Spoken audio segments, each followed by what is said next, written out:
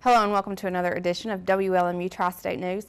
I'm Ashley Hurley. Thank you for joining us. So let's dive right on into this week's top story. Dozens of suspects remain in jail after police set out on a warrant roundup last Friday. The roundup is the result of narcotics officers presenting over 49 cases to the Claiborne County jury last Wednesday, October 30th. The cases resulted in the release of sealed indictments against the suspects for criminal offenses ranging from robbery to the sale of methamphetamine.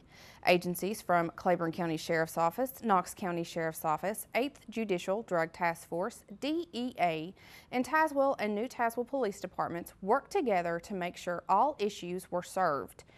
As the officers served the warrants, they also searched for other suspicious activity that included drugs and weapons, and those arrested will be held in the Claiborne County Jail unless a preset bond was posted on the warrant.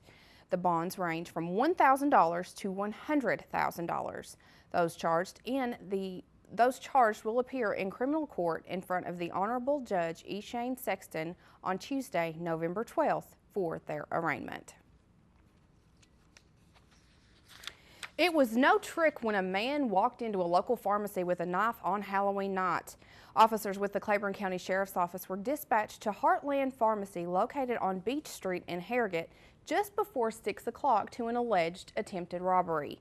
The pharmacy was open at the time of the alleged incident, but no information is being released to whether customers were inside. According to officers with the Claiborne County Sheriff's Office, within minutes they had a person of interest already identified. Ethan Simpson was located by officers with the Campbell County Sheriff's Office in La Follette and placed under arrest. He was transported back to Claiborne County just before 9 o'clock that night. Simpson does remain in the Claiborne County Jail and is charged with aggravated robbery and warrants on theft and fraudulent use of a credit card. A suspect remains in custody after a police standoff Thursday night at the Dixie Plaza Hotel in Tazewell. The incident happened just after 8 o'clock, and officers were searching for a man wanted by the Tennessee Bureau of Investigation. When the officers approached the hotel room door, the man inside locked the door and placed paper in the peephole to block the officers' potential view. The Claiborne County SWAT team and officers from other departments arrived to assist. Officers were able to enter the room and place the man under arrest after a 2.5-hour standoff. Drew Gregg remains in the Claiborne County Jail. The man who led officers on a chase through several back roads in Claiborne County in late August will now face criminal court. The case against 35-year-old Frank Goody was heard by a Claiborne County grand jury last Wednesday, and the case has been turned over to the grand jury. Goody was seen by a Claiborne County Sheriff's deputy speeding on Highway 25. When the officer attempted to make a traffic stop, Goody continued leading the officer through the Cave Springs community before colliding with another police officer in his vehicle head-on. Goody is charged with driving under the influence and several drug charges. Criminal court in Claiborne County is scheduled to be held in December. One of the men sent to prison for shooting at police officers in 2011 will not be eligible for parole again for another 6 years. On Wednesday, member of the Claiborne County SWAT team and Assistant District Attorney Jared Effler appeared in federal court to testify against 35-year-old Jerry Lee Osmus. Osmus entered a guilty plea in December of 2012 on the charges of attempted second-degree murder and aggravated assault. The charges stem from the December 5, 2011 shooting when the Claiborne County SWAT team attempted to serve a search warrant at a residence on Thomas Lane in Speedwell. When officers knocked and announced they were there, Osmus and his father fired weapons at them from inside the home. Each officer that was on the front porch testified against his parole release. He will remain in the Tennessee Department of Corrections custody for 6 more years before being eligible. His father, Nolan Osmus, received 10 years for each count of attempted murder in June of this year. DUI results across the state of Tennessee may be in jeopardy after the firing of a Tennessee Bureau of Investigation employee mishandling evidence. Special Agent Kyle Bayer handed in 2,800 cases before being dismissed last Monday after an internal review showed that he mistakenly switched 2 blood alcohol samples in a vehicular homicide case. The samples obtained in the cases will be retested for blood alcohol content. Based on those results, convictions could potentially be overturned or pending cases dismissed. According to a spokeswoman for the Bureau, they plan to add an additional step to its testing process to ensure this mistake does not happen in the future. Do you want to go to dinner and a show, but you don't want to spend the gas money or the time to drive there? Well, coming up, I have information on dinner and a show right here in our own community, so don't go anywhere. Sleep Inn and Suites of Middlesboro, Kentucky invites you to dream better here. Located at the foothills of the Cumberland Gap, Sleep Inn and Suites offers luxurious rooms equipped with microwave fridge combo, desk, ergonomic chair, wireless internet, and 32-inch flat-screen TV. While staying with us, visit our fitness center, wake up to our complimentary hot breakfast bar, or have a bedtime snack with our fresh-baked cookies. Sleep Inn and Suites, located off Highway 25E, Middlesboro. The J. Frank White Academy is more than a high school. Your child will have room to grow in mind, body, and spirit. Small, safe learning environments, individualized learning plans, and cutting-edge technology.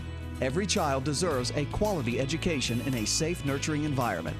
Our college prep program teaches a love of learning, self-discipline, and service to others.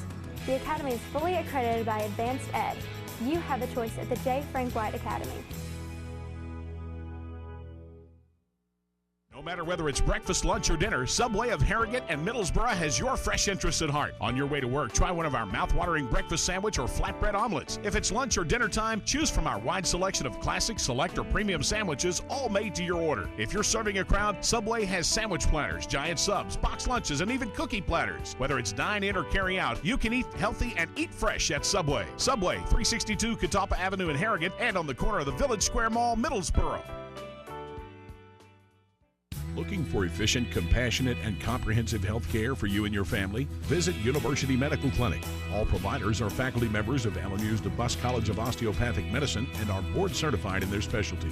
Multiple specialties available including family medicine, pediatrics, OBGYN, and osteopathic manipulative medicine, with locations in Harrogate, Tazewell, and New Tazewell, and most insurance plans accepted. University Medical Clinic is here to serve you. Call 423-869-7193 for an appointment. University Medical Clinic.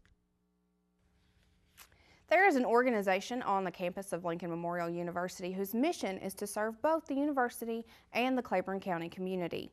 Women of Service launched in September of 2011 with the goal of bringing local women together on charitable projects. I spoke with Cynthia Witt, founder of Women of Service and also Vice President of Advancement, about the organization and its mission. Service started in 2011, and it's actually just getting a group of LMU women. They don't have to be our faculty and staff. They can be, and they can be community women as well. Just anyone interested in LMU and being part of a group that actually wants to serve students. That's part of our mission. We're all doing different activities in the community and service activities. Well, of course, the women, all the service activities that our members are doing independently, I mean, they do so many things in the community. They're helping students in their own schools, maybe elementary schools or high schools. They're serving on state organizations that support students in the educational process. I mean, they do so many things, student mentoring, and so they're very, very involved. What we have particularly done is through our Christmas Festival, which is coming up December the 5th.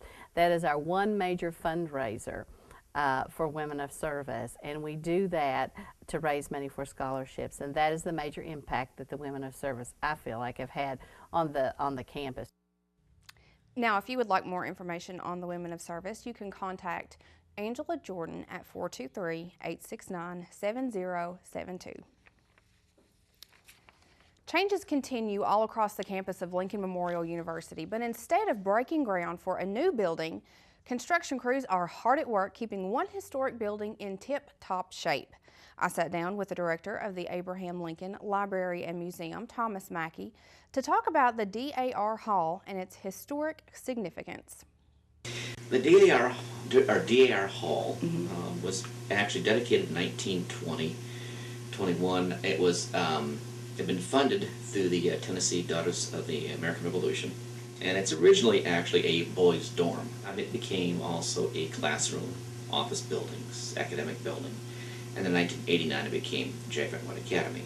And that was on until just this last year when the Academy graduated its last class out of that building, 2012.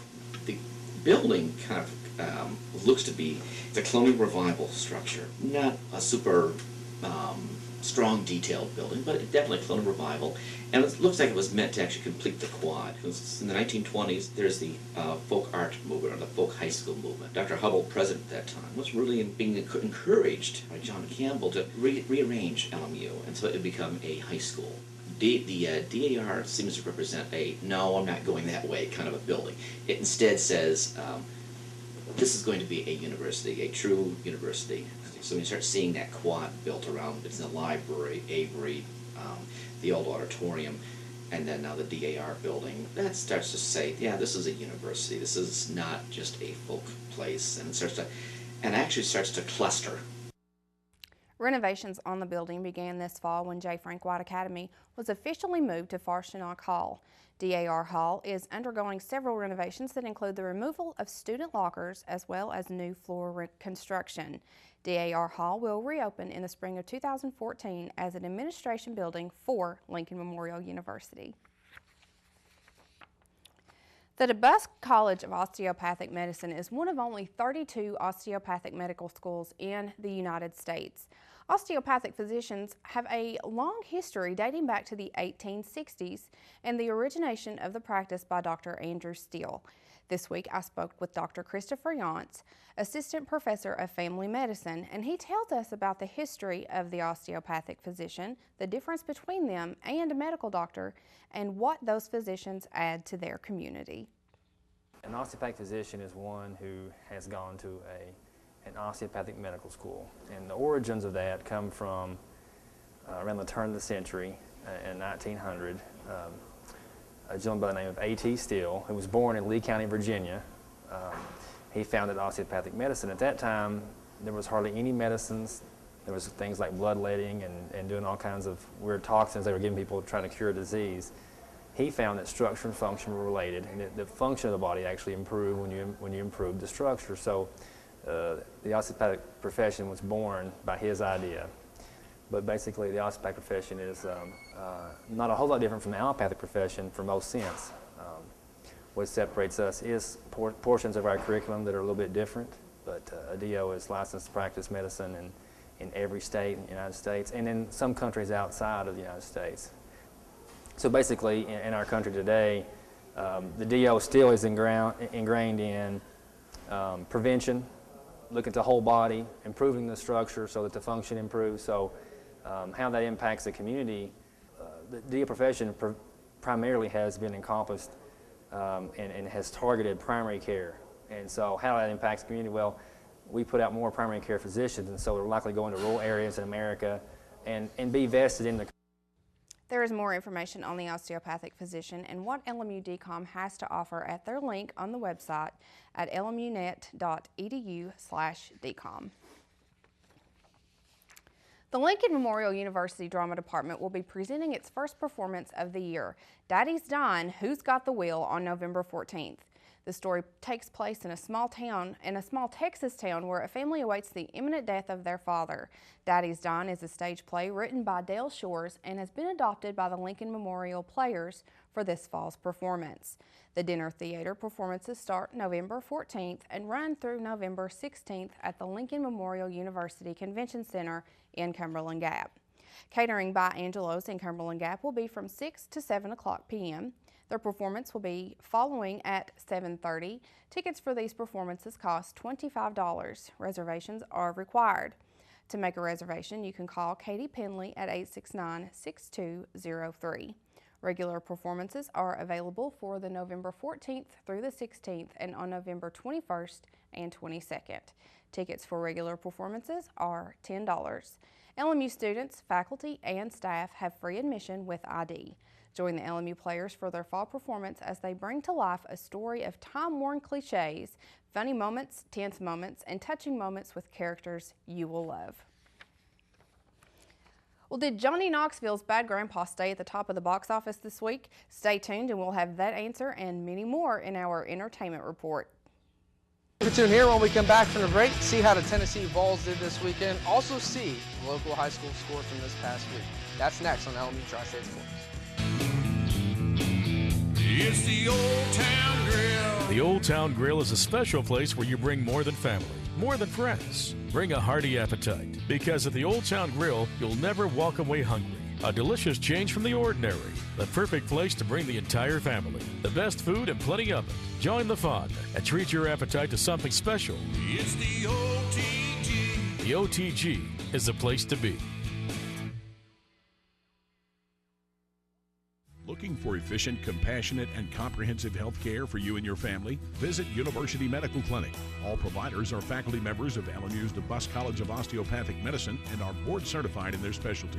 Multiple specialties available, including family medicine, pediatrics, OBGYN, and osteopathic manipulative medicine, with locations in Harrogate, Tazewell, and New Tazewell, and most insurance plans accepted. University Medical Clinic is here to serve you. Call 423-869-7193 for an appointment. University Medical Clinic.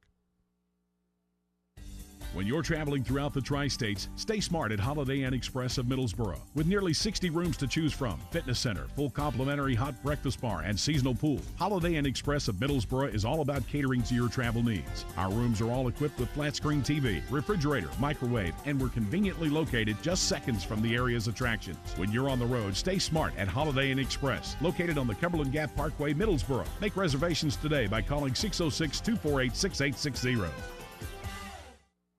I will help families adopt children from around the world and in our own backyard.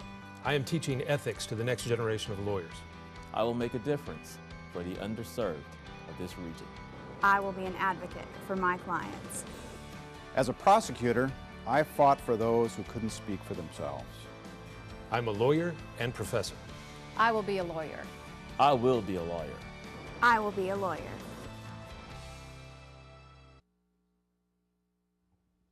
Welcome to LMU Tri-State Sports. I'm Adam Plyler. Let's start it off with LMU volleyball. Friday night, the Lincoln Memorial University volleyball team began a two-game homestand with the first match against the Cobras of Coker College. LMU dominated early in the three-set win. Allison Beavers finished 1 assist shy of a triple-double. After the game, LMU Sports Network's Rusty Peace talked with head coach Jenny Michael. It was definitely a very good win for us, and it was something that we needed in the opportunity to just play a little bit better and execute on our side of the floor. You know, we've been struggling the last few weeks just finding a consistent rhythm, and that was the big challenge that we had for our young ladies tonight, was to be consistent. On Saturday, the match was tied after 2 sets, but at the end of the game, the Lady Row Splitters found their upset bid foiled in a 3-1 loss over the 9th-ranked team in the country, the Wingate University Lady Bulldogs. Brooke Fleeman paced the attack for the Lady Row Splitters with 11 kills. LMU falls to 11-6 in sack play. They return to the court on Friday to take on Queens University of Charlotte in Charlotte. LMU struggles over Wingate University continued on Saturday when the men's and women's soccer teams battled the Bulldogs at the LMU Soccer Complex Saturday afternoon in key conference games. The women fell for the 4th time in the past 5 matches as Wingate struck first and added 2 more goals to take the 3-1 victory. In the first minute of action, when Brooke Howell knocked in an early goal to take the 1-0 advantage only 46 seconds into the game. Katie Simpson scored 2 goals in the first half for Wingate, which ultimately gave the Bulldogs a victory. Rusty Peace spoke with head coach Elio Deanna about the loss and what it possibly means in terms of seeding in the Southland Conference quarterfinals on Tuesday. From the left. And that first goal stung, you know. I'm not going to say we gave the game away. Obviously, they earned it. But when I look at the kinds of goals they scored on us, we're to blame a lot more than to give credit to them. But I told the ladies that all in all, if they play this quality of soccer, they're going to have a shot in the tournament. Well, they're not called Wingate for nothing. A late penalty kick goal in the 81st minute gave Wingate the only score of the game in the 1-0 win over the LMU men. A handball in the box gave Guy Andrade of Wingate the free kick, which he didn't waste as Andrade drove the ball left past LMU goalkeeper Marcel Barvanitz. Rusty Peace spoke with Coach Deanna about the loss after the game. I mean, for the record, it was a handball, but nothing to take from my team that, we were 3 players short today. And we missed a lot, particularly, I mean, both, all of them, but particularly George. George would have been good today to kind of hold the stronger guys back there. But You know, all the younger guys that stepped up, I mean, 6 underclassmen started, if not 7. So they played their heart out, and it's hard because one of them in particular, a freshman, you know, resulted in the penalty kick, and he feels, you know, responsible, which is not so, you know. But if we keep playing like this, I'm confident that we're going to make a run in the tournament. The Roll Splitters prepare for a home game Tuesday afternoon in the first round of the Food Lion South Atlantic Conference against Coker.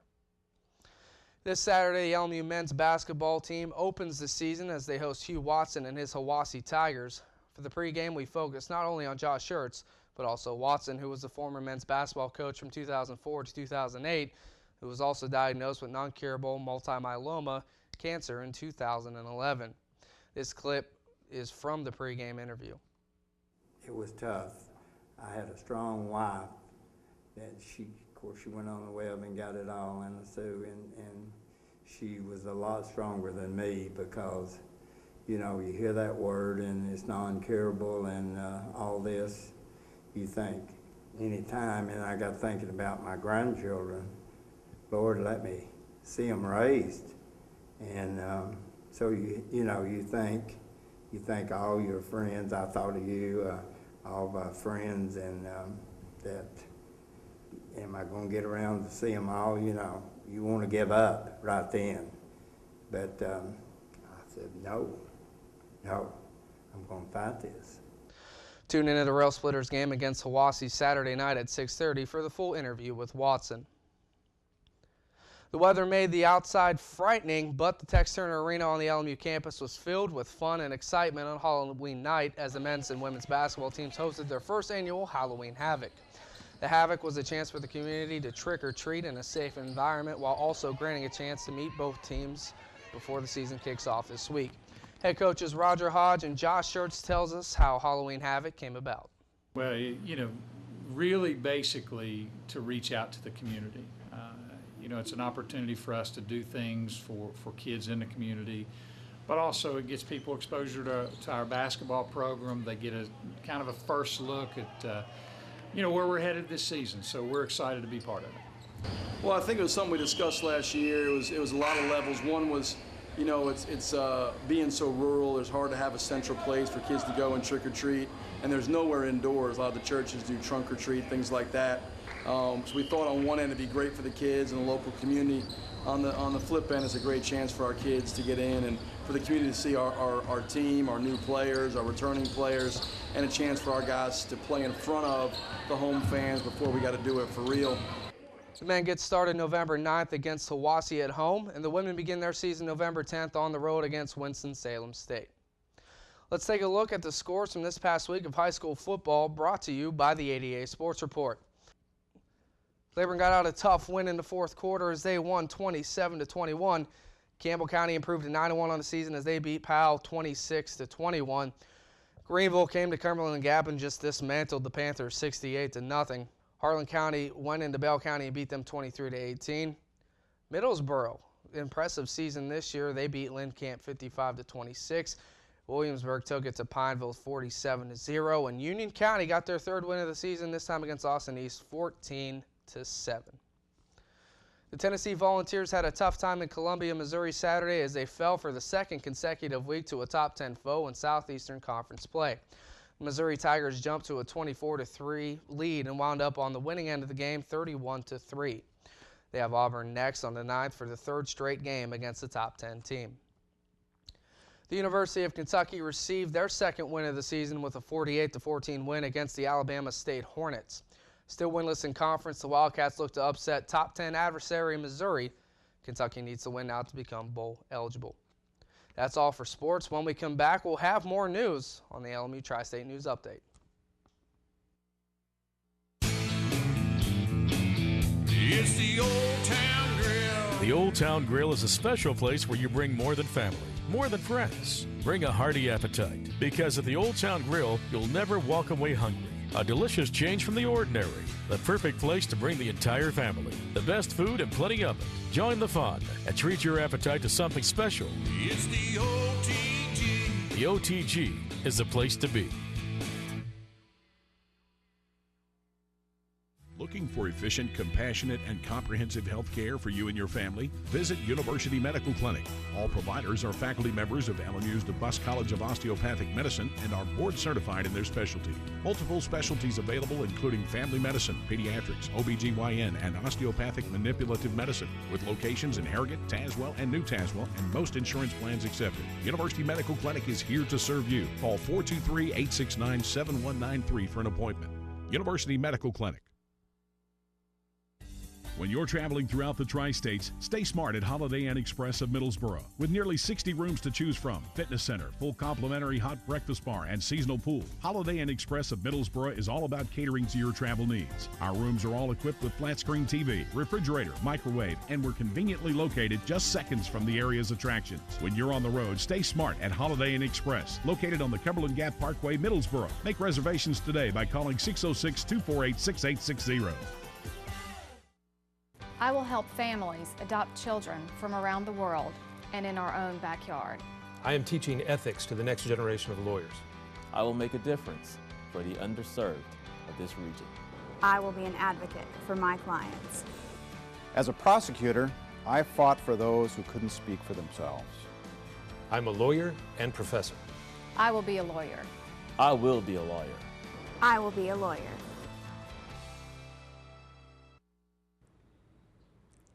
Continuing with our newest segment on LMU Tri-State News, here is our pet tip of the week. So let's take a look at how to keep our pets safe through the chilly winter months. With veterinary medical technology, and I'm here to talk to you about some cold weather tips. And one tip is to make sure that your pet stays bundled up. Their fur is not all protective against the cold weather. You want to make sure that you put little jackets or even little booties on them to make sure that their little feet stay warm and all. Another tip is warm as toast. You want to make sure that if you do give them a heated blanket, you want to make sure that you do not leave them unattended with those blankets. You can also take a heating pad and put it in the microwave, and you can let them sleep with it at night afterwards, and it'll be good for them. Now we will be bringing you another pet tip next week, so be sure to tune in. Well, there is a new #1 at the box office this week, as promised. Harrison Ford's Ender's Game opened on the top this weekend with $28 million in revenue. Last week's #1, Johnny Knoxville's Bad Grandpa, dropped to the #2 slot with $20.5 million, followed by Las Vegas at #3 with $16.5 million, and the animated feature Freebirds in the 4th slot with $16.2 million. This week's new music includes Eminem's The Marshall Mathers LP 2. Celine Dion is back with her new CD, Loved Me Back to Life. Avril Lavigne has a new self-titled release, and rocker David Bowie has a new release titled The Next Day. Now, new on DVD, you have The Hobbit, An Unexpected Journey, White House Down with Jamie Foxx and Channing Tatum, and Twilight Forever, the complete saga box set. Now, TV releases include Mad Men Season 6, Under the Dome, Duck Dynasty, I Am Dreaming of a Redneck Christmas. Live music this week has Jeremy Camp, contemporary Christian artist Amy Grant, and rock band Big Bad Voodoo Daddy at Niswonger Performing Arts Center in Greenville. Now, if you are heading to Knoxville, catch Cyndi Lauper at the Tennessee Theater on Wednesday. Country band Florida Georgia Line with Colt Ford at the Knoxville Coliseum Friday night, and the Eagles at Thompson Bowling Arena next Wednesday, November 13th. Country artist Gretchen Wilson will be at Kentucky's Renfro Valley on Saturday night, and the Country Music Association Awards will be hitting Bridgestone Arena in Nashville on Wednesday. And finally, we close with a reminder that November 11th is the day that we set aside to honor our our armed service veterans. According to the U.S. Department of Veteran Affairs, at the 11th hour on the 11th day of the 11th month of 1919, an armistice to end hostiles was signed between Allied nations and Germany to end World War I. President Woodrow Wilson announced November 11th as the first commemoration of Armistice Day, a day that we now know as Veterans Day. Original celebrations were a day of parades and public meetings and a brief suspension of businesses beginning at 11 o'clock a.m., as recorded by the U.S. Department of Veteran Affairs. This year, Claiborne County will remember the day in their own way. A Veterans Day ceremony will be held November 9th at 11 a.m. at the Tazewell Veterans Memorial on Main Street in Tazewell. This ceremony is to recognize and honor the men and women of the armed forces for their service, dedication, and sacrifice to this country. We encourage you not only to take part in the November 9th ceremony, but find your own way to show your gratitude toward veterans that you know and are dear to your heart this November 11th. Now, thank you for joining us, and don't forget each week you can tune in and keep up with the local news, sports, and community events. For everyone behind the scenes, I'm Ashley Hurley.